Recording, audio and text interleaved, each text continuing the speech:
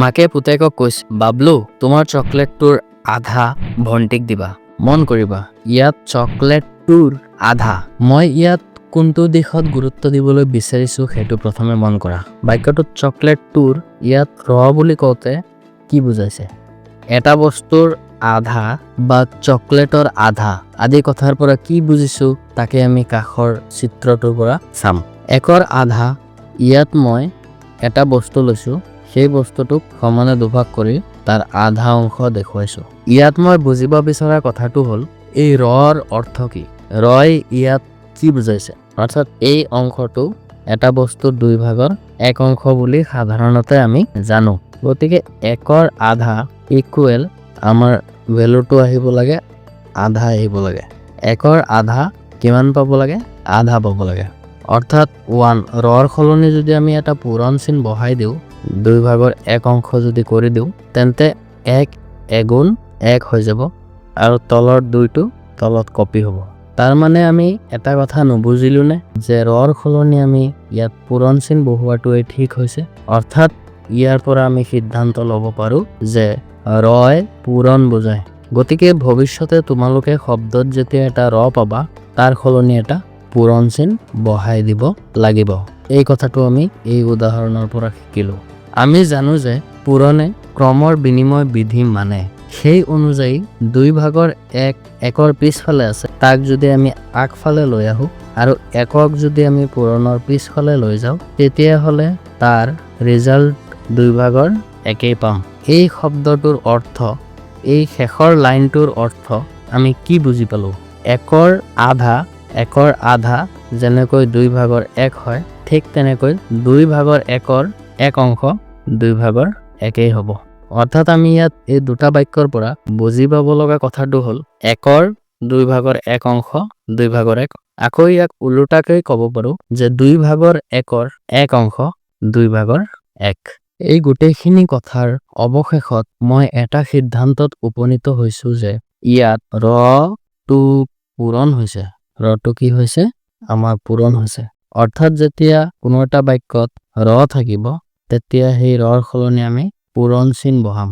এইবাৰ আমি ঠিক তেনেকুৱাই বেলেগ এটা উদাহৰণ চাওঁ। 2ৰ আধা কিমান হ'ব? পুনৰ মই চিত্ৰৰ দ্বাৰা বুজিবলৈ কথাটোক দুটা বস্তুৰ চিত্ৰ আঁকিলো। এটা বস্তু, দুটা বস্তু। এই দুটা বস্তুকে সমানে দুভাগ কৰি দিয়া হ'ল। প্ৰতিটো বস্তুৰেই আমি আধা অংশ লৈছো। এইবাৰ এই 2ৰ যদি আমি আধা অংশ লওঁ, তেনেহলে ইয়াত আহিব আধা অংশ আৰু ইয়াৰ পৰা আহিব আধা অংশ।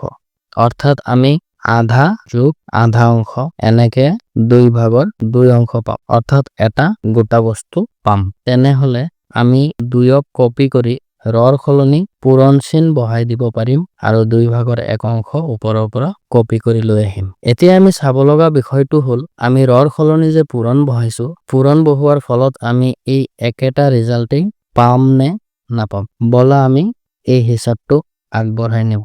এই ক্ষেত্ৰত পূৰ্ণ সংখ্যাৰ লগত এটা ভগ্নাংশ পূৰণ হৈছে।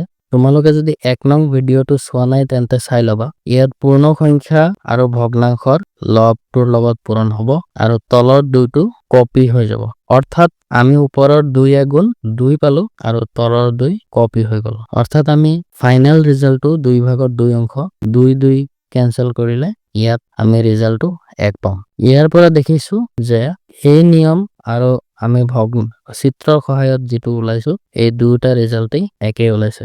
এতিয়া আমি অধিক নিশ্চিতভাৱে ক'ব পাৰো যে আমি ৰৰ সলনি পূৰণ বহালে আমাৰ হিচাপবোৰ অতি সোনকালে বা সহজতে হৈ যায়। গতিকে আগলৈ আমি সদায় এই ৰৰ সলনি পূৰণ বহাই হিচাপবোৰ কৰিম। এইবাৰ আহাচোন কথাটোক আৰু অলপ জটিলভাৱে চাওঁ। এইবাৰ মই কৈছো 5টা বস্তুৰ আধা কিমান হ'ব? অৰ্থাৎ 5টা বস্তুৰ প্ৰতিটোৰ পৰা আধা অংশ ল'লে আমি মুঠ কিমান পাম? কথাটোক আৰু অধিক সৰলভাৱে ক'বলৈ গ'লে 5ৰ আধা কিমান হ'ব বুলিও ক'ব পাৰো।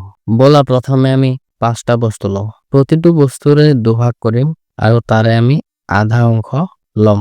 এইটো আধা অংশ, এইটো বস্তুৰ আধা অংশ লৈ আমি মুঠতে এটা বস্তুৰ সম্পূৰ্ণ 1 অংশ পালো।